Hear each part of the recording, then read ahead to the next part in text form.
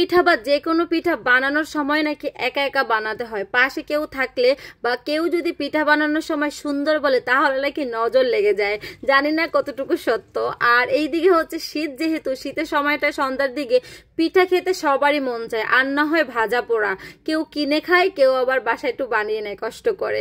তো বছরের প্রথমে আমার ভাই হচ্ছে একটা গিফট পেয়েছে, সেই গিফটটা আবার তার বোনকে গিফট করে দিছে। তো যাই হোক, আসসালামু আলাইকুম, সবাই কেমন আছেন? ছোট একটা ডেইলি ব্লগ নিয়ে আবারও হাজির হয়ে গেলাম। তো এইদিকে হচ্ছে এই শাকটার নাম আমি আপনাদেরকে কি বলবো জানি না। তো আমি একটা শাক খুব আমার পরিচিত, মানে খুব পছন্দের, তো সেই শাকটার নাম আমি জানি না। তো সেটা অনেক দিন পরে পেয়ে নিলাম, কিন্তু শাকটা বাসায় এনে দেখি যে শাকের উপরেই ছিল ওই শাক, ভিতরে ছিল অন্যান্য শাক।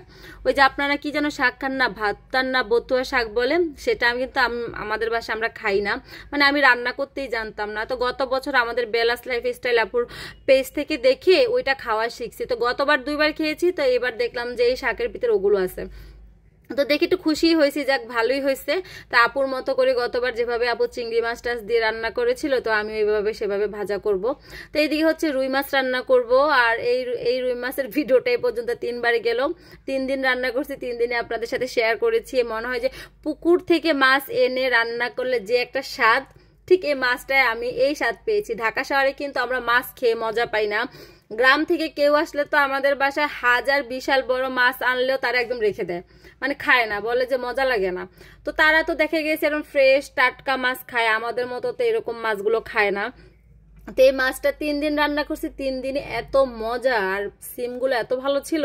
তো এদিকে হচ্ছে রসুন পেঁয়াজ, তারপরে হচ্ছে চিংড়ি মাছ দিয়ে বাগারটা দিব, আর অন্য চুলায় হচ্ছে মাছগুলো কষাচ্ছি খুব ভালো মতো। কিন্তু মাছ কষাতে হবে, যেহেতু ভেজে রান্না করি নাই, আর আমরা আসলে ভোলার মানুষ, আমরা মাছটাকে ভাজা পছন্দ, খুব ভেজে রান্না করা খুব কম পছন্দ করি। মানে এইভাবে কাঁচা মাছটাকে বেশি পছন্দ করি। কিন্তু ঢাকা শহরে যারা আপনারা থাকেন, ফ্রেশ মাছ পান না, আমার মনে হয় তারা একটু মাছ ভেজে রান্না করাটা বেশি প্রেফার করেন। তবে মাছ এভাবে কষে একটু রান্না করে দেখবেন, মাছ ভালো মতো ধুয়ে কষাবেন, দেখবেন এই স্বাদই, মাছের স্বাদই অন্যরকম। আর শাকটা এত এত মজা হয়েছে জানেন না, সেই দিন আমি, এটা বৃহস্পতিবারের ভিডিও, আমি 3বার ভাত নিছি। আমার কাছে মানে এত ভালো লাগছে। আর মাছ কষানোটা যে কত সুন্দর হয়েছে, মাছের কালার দেখিয়ে বুঝতে পারছেন। তো এদিকে সিম আলু আর টমেটো দিয়ে দিব, বললাম না সিমটাও অনেক ভালো ছিল, একদম বিসিওয়ালা সিম।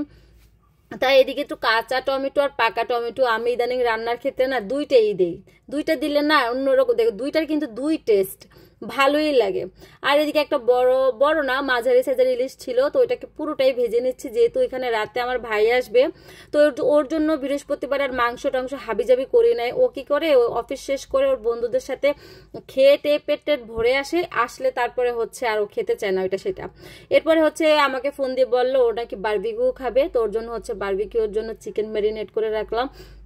আবার হচ্ছে চিন্তা করলাম যে আমরা তো গতদিনে বারবিকিউ খেয়েছি, আজকে হয়তো কেউ খাবে না, তাহলে আমার ভাইকে করে দিব আর আমরা সবাই পিঠা খাই, যেহেতু সেদিন বৃহস্পতিবার অনেক ঠান্ডা পড়ছিল। তো এইদিকে হচ্ছে আমি চালের গুঁড়ি, তারপরে হচ্ছে ময়দা, তার অল্প দিয়েছি ময়দাটা, চিনি, তারপরে একটু কুসুম কুসুম গরম পানি, কুসুমের থেকে একটু বেশি হয়ে গেছে আমার পানিটা, ধোয়া দেখি বুঝতে পারছেন। আর পিঠাটা বানাতে গিয়ে দেখি আমার বাসায় গুড় শেষ, খেজুরের গুড়, যেটা আমাদের গ্রাম থেকে প্রত্যেক বছর আমার বাবা পাঠায়। তো এইবারের গুড়টা একটু বেশি তাড়াতাড়ি শেষ হয়ে গেছে, কারণ এবার আমি একটু পিঠাটিটা একটু বেশি বানিয়েছিলাম। তো চিন্তা করলাম যে কয়দিন পরে তো ভাপা পিঠাও বানাবো, তো সেই জন্য একটু চিনিও অ্যাড করলাম। তো চিন্তা করলাম যাক খারাপ হবে না। তো পিঠাটা কিন্তু মজাই হয়েছে। আগে এই পিঠাটা আমি এত ভালো বানাতে পারতাম, বাট এখন আমার এই পিঠাটা সুন্দর হয় না। আগে মানে ওই যে আমি শুরুতে বললাম যে আমার দাদি বা আমার মা বা আমাদের গ্রামে কিন্তু একটা কথা প্রচলন আছে, পিঠা বানানোর সময় হচ্ছে তুমি একা একা বানাও, আর পিঠা বানানোর সময় এমন আমার মাকে আমাকেও কথা বলতে দিত না।